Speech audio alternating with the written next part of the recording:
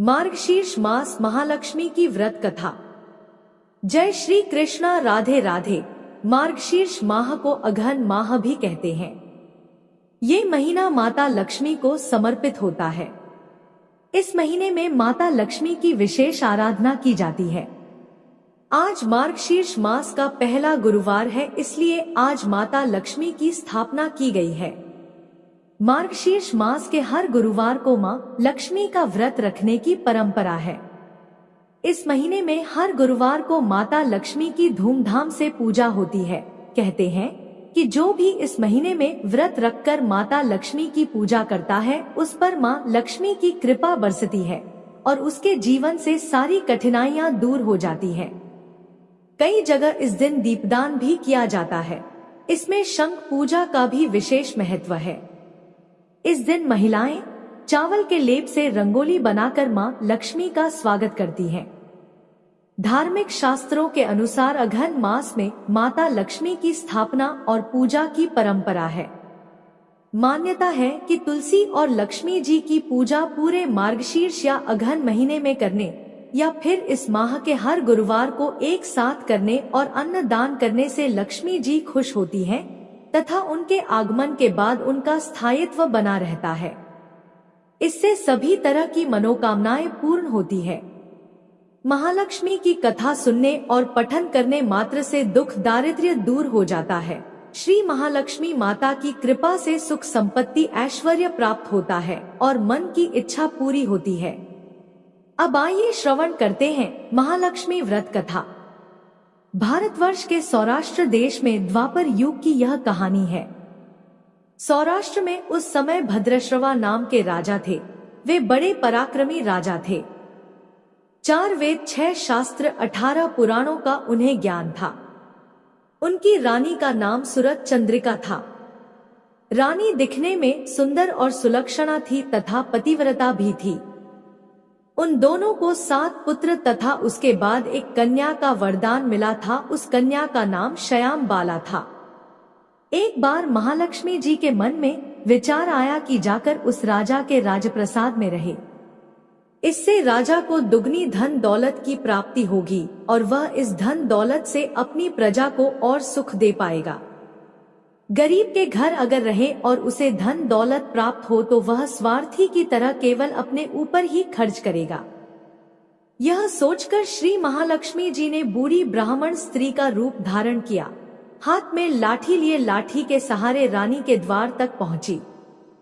यद्यपि उन्होंने बूढ़ी औरत का रूप धारण किया था, पर उनके चेहरे पर देवी का तेज था। उन्हें देखते ही एक दासी सामने आई। उसने इनका नाम धाम काम धर्म सब पूछ डाला। वृद्ध ब्राह्मण का रूप धारित माता लक्ष्मी ने कहा, बालिके, मेरा नाम कमला है और मेरे पति का नाम भुवनेश है। हम द्वारिका में रहते हैं। तुम्हारी रानी पिछले जन्म में एक वैश्य की पत्नी थी और वह वैश्य गरीब था। दारिद्र्य के कारण हर रोज घर में झगड़े होते थे तथा उसका पति रोज उसे मारता था। इन बातों से तंग आकर वह घर छोड़कर चली गई तथा वन जंगल में खाली पेट भटकने लगी। उसकी इस दुर्दशा पर मुझे दया आई। तब मैंने उसे सुख संपत्ति देने वाली श्री महालक्ष्मी की कथा सुनाई। मेरे कहने पर उसने श्री महालक्ष्मी का व्रत किया। तत्पश्चात श्री महालक्ष्मी प्रसन्न हुई और उसकी गरीबी दूर हुई। उसका घर संसार दौलत संतति संपत्ति से भर गया। बाद में पति पत्नी दोनों परलोक सिधारे। लक्ष्मी व्रत करने के कारण वे लक्ष्मी लोक में रहे। उन्होंने जितने साल महालक्ष्मी का व्रत किया उतने हजारों साल उन्हें सुख भोग मिला। इस जन्म में उसका जन्म राजघराने में हुआ है, परंतु वह श्री महालक्ष्मी का व्रत करना भूल गई है। उसे यह याद दिलाने के लिए मैं यहाँ आई हूँ। बुढ़िया की बातें सुनकर दासी ने उन्हें प्रणाम किया तथा श्री महालक्ष्मी का व्रत किस तरह किया जाए इस बारे में भी पूछा।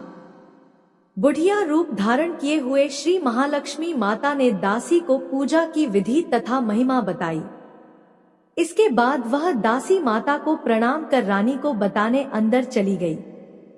राजवैभव में रहते हुए रानी को अपने ऐश्वर्य का बहुत घमंड हुआ था। संपत्ति तथा अधिकार की वजह से वह उन्मत्त हो गई थी।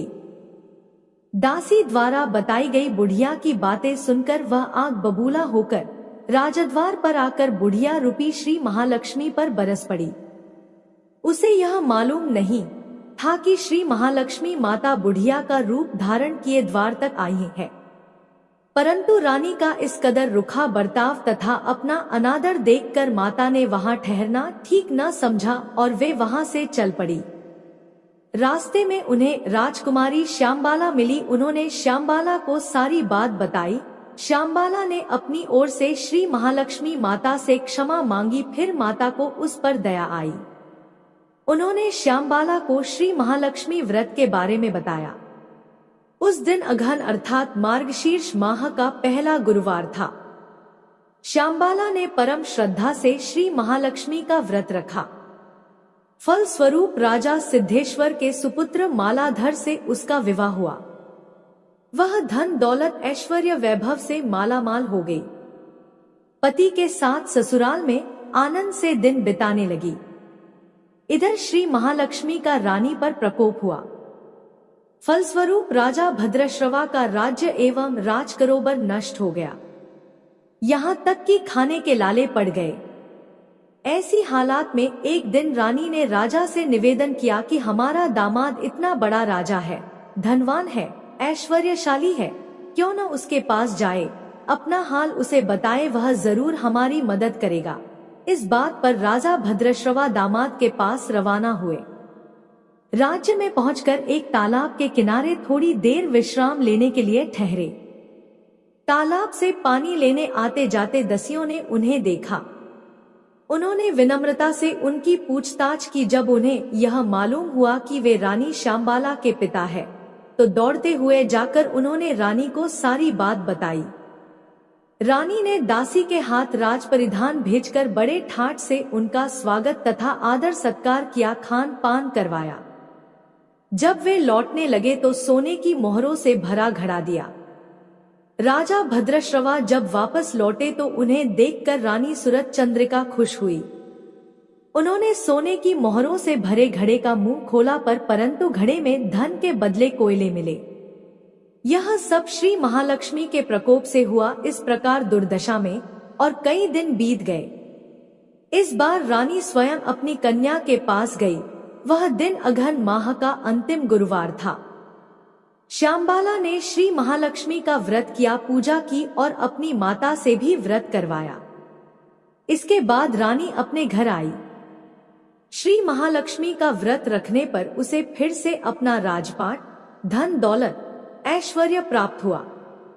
वह फिर से सुख, शांति, आनंदमय जीवन बिताने लगी।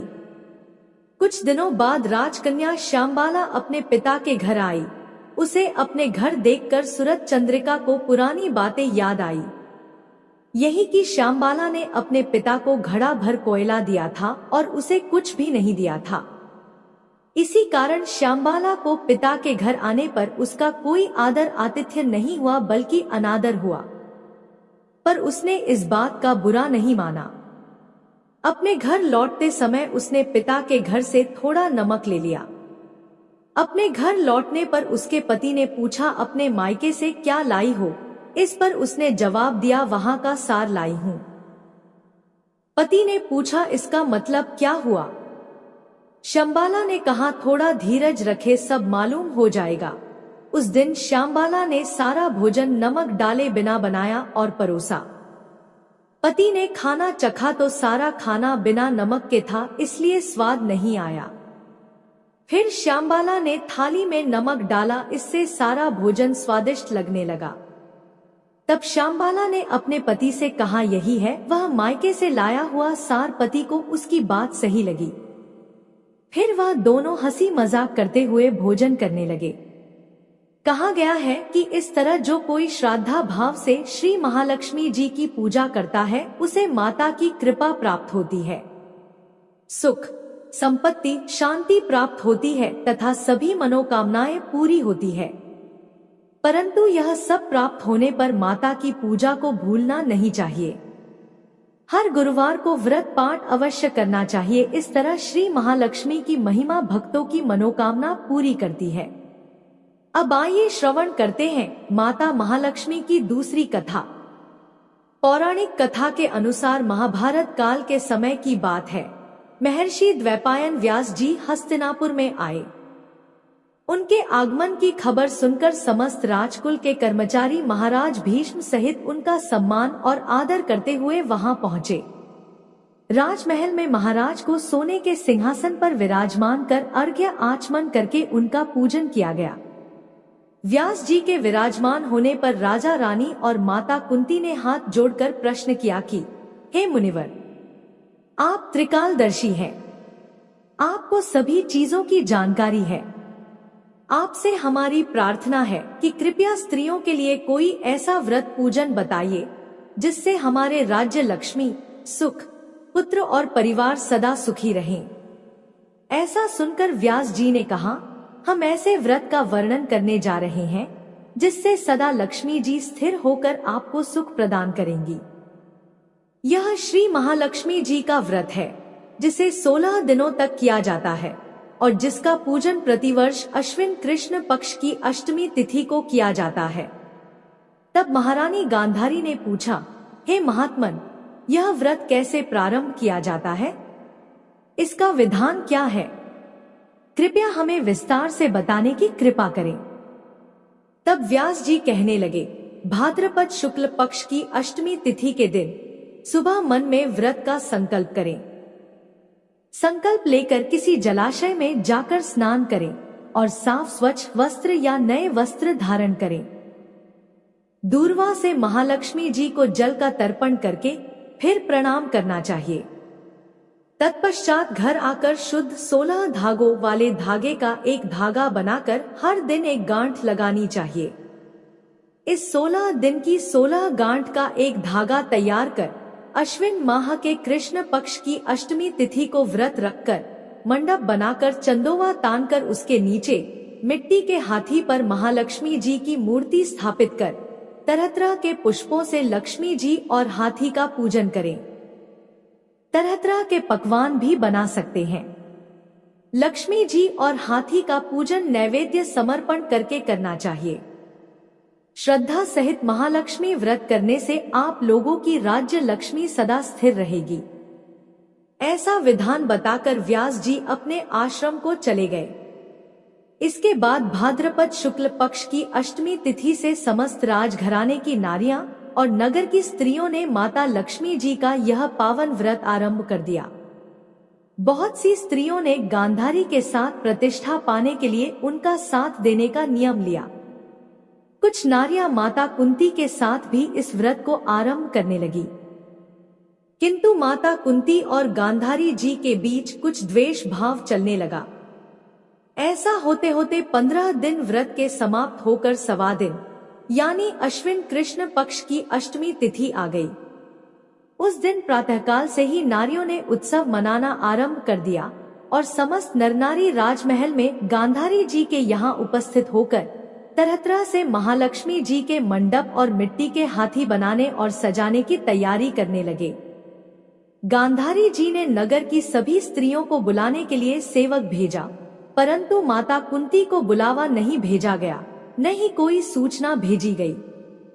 उत्सव में बाजे गाजे की धुन बजने लगी, जिससे सारे हस्तिनापुर में खुशी की लहर दौड़ गई। माता कुंती ने इसे अपना अपमान समझा और बहुत दुखी होकर बैठ गई और व्रत की कोई तैयारी नहीं की। इतने में ही महाराज युधिष्ठिर, अर्जुन, भीमसेन, नकुल, सहदेव सहित 5 पांडव वहां उपस्थित हो गए और अपनी माता को दुखी और गंभीर देखकर अर्जुन ने उनसे प्रार्थना की, माते, आप इतनी दुखी क्यों हो? क्या हम आपके दुख का कारण समझ सकते हैं और दुख दूर करने में भी सहायक हो सकते हैं? आप बताइए। तब माता कुंती ने कहा, बेटा, कुल में रिश्तेदारों द्वारा किए गए अपमान से बढ़कर कोई दूसरा दुख नहीं है। आज नगर में महालक्ष्मी व्रत उत्सव में रानी गांधारी ने सारे नगर की औरतों को सम्मान से बुलाकर ईर्ष्या पूर्वक मेरा अपमान करके उत्सव में मुझे नहीं बुलाया है। तब अर्जुन ने कहा, माता, क्या वह पूजा का विधान सिर्फ दुर्योधन के महल में ही हो सकता है?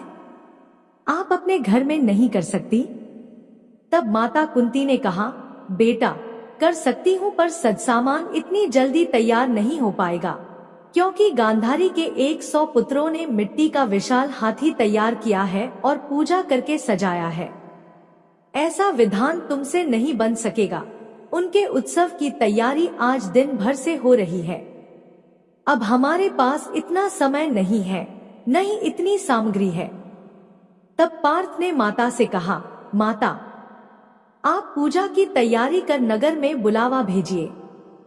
मैं ऐसा हाथी पूजन में लेकर आऊंगा कि हस्तिनापुर वासियों ने कभी देखा नहीं होगा, न ही कभी उसका पूजन किया होगा।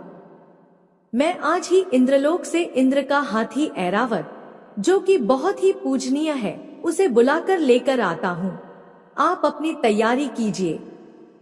इधर माता कुंती ने सारे नगर में पूजा का ढिंढोरा पिटवा दिया। अब पूजा की विशाल तैयारी होने लगी। तब अर्जुन ने सुरपति इंद्र को ऐरावत भेजने के लिए पत्र लिखा। एक दिव्य बाण में बांधकर धनुष पर रखकर देवलोक इंद्र की सभा में फेंका। उस पत्र को देवराज इंद्र ने पढ़ा और फिर अर्जुन को उत्तर लिखा, हे पांडु कुमार, मैं ऐरावत को भेज तो दूंगा, परंतु वह इतनी जल्दी स्वर्ग से कैसे उतर सकता है? तुम ही इसका उत्तर शीघ्र लिखो। पत्र पाकर अर्जुन ने बाणों का रास्ता बनाकर हाथी के उतरने की बात लिखकर पत्र वापस कर दिया। अब इधर स्वर्गलोक में इंद्र ने सारथी को आज्ञा दी कि हाथी को पूर्ण रूप से सजाकर हस्तिनापुर में उतारने का प्रबंध किया जाए। महावत ने तरह तरह के साज सामान से ऐरावत हाथी को सजाया। देवलोक की अंबर झूल डाली गई, स्वर्ण की पालकी रत्न जड़ित कलश से बांधी गई, माथे पर रत्न जड़ित जाली सजाई गई, पैरों में घुंघरू सोने की मड़िया बांधी गई, जिनकी चकाचौंध पर मानव जाति की आंखें ठहर नहीं सकती थी। इधर सारे नगर में धूम हुई कि माता कुंती के घर सजीव इंद्र का ऐरावत बाणों के रास्ते स्वर्ग से उतरकर पूजा जाएगा। अब सारे नगर के नरनारी, बालक और वृद्धों की भीड़ ऐरावत को देखने के लिए माता कुंती के द्वार पर एकत्रित होने लगी। गांधारी के राजमहल में भी इस बात की चर्चा फैल गई। अब तो नगर की नारियां पूजा थाली लेकर वहां से भागने लगी। माता कुंती के महल में उपस्थित होकर देखने लगी और देखते ही देखते सारा महल पूजा करने वाली नारियों से भर गया। सारे नगर वाले ऐरावत के दर्शनों के लिए गली, सड़क, महल और अटारी में एकत्रित हो गए। माता कुंती ने ऐरावत को खड़ा करने हेतु रंग बिरंगे चौक पुरवा कर नए रेशमी वस्त्र बिछा दिए। हस्तिनापुर वासी तरह तरह की स्वागत की तैयारी में फूल, माला, अबीर, केसर हाथों में लेकर खड़े हो गए। इधर देवराज इंद्र की आज्ञा पाकर ऐरावत हाथी स्वर्ग से बाणों के बने हुए रास्ते से धीरे धीरे आकाश मार्ग से उतरने लगा। उसकी आभूषणों की आवाज नगरवासियों को आने लगी। ऐरावत के दर्शनों के लिए नरनारियों ने जय जयकार के नारे लगाना आरंभ किया। ठीक सायंकाल ऐरावत माता कुंती के महल के चौक में उतर आया। समस्त नरनारी ने पुष्पमाला, अबीर, केसर चढ़ाकर हाथी का स्वागत किया। उधर महारानी गांधारी के महल में नारियों की जो भीड़ माता लक्ष्मी जी के पूजन के लिए एकत्र हुई थी, अब वहां पर पूजा करने के लिए कोई भी नरनारी नहीं बचे। वे सारी नारियां अब इधर माता कुंती के महल में उपस्थित हो चुकी थी। महाराज धोम पुरोहित द्वारा ऐरावत पर महालक्ष्मी जी की मूर्ति स्थापित कर वेद मंत्रों द्वारा पूजा की गई। नगरवासियों ने लक्ष्मी पूजा का कार्य करके ऐरावत की पूजा की। फिर तरह तरह के मेवे भगवान ऐरावत को खिलाए गए। ऊपर से यमुना जी का जल पिलाया गया और फिर तरह तरह के पुष्प से ऐरावत पर वर्षा की गई। पुरोहित जी द्वारा स्वस्तिवाचन कर व्रती नारियों द्वारा लक्ष्मी जी का पूजन विधि विधान से कराया गया।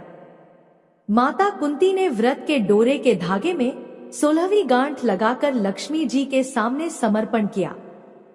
ब्राह्मणों को पकवान, मेवा, मिठाई देकर भोजन की व्यवस्था की गई। तब वस्त्र, द्रव्य, सोना और अन्य आभूषण देकर ब्राह्मणों को संतुष्ट किया गया। इसके पश्चात सभी नर नारी ने महालक्ष्मी जी का दीपक जलाकर प्रेम से संपूर्ण पूजन कर आरती की। आरती करने के बाद माता रानी को लगाए गए भोग को प्रसाद रूप में ग्रहण किया। जय माता महालक्ष्मी। अगर वीडियो पसंद आई तो हमारे चैनल को सब्सक्राइब करें। धन्यवाद।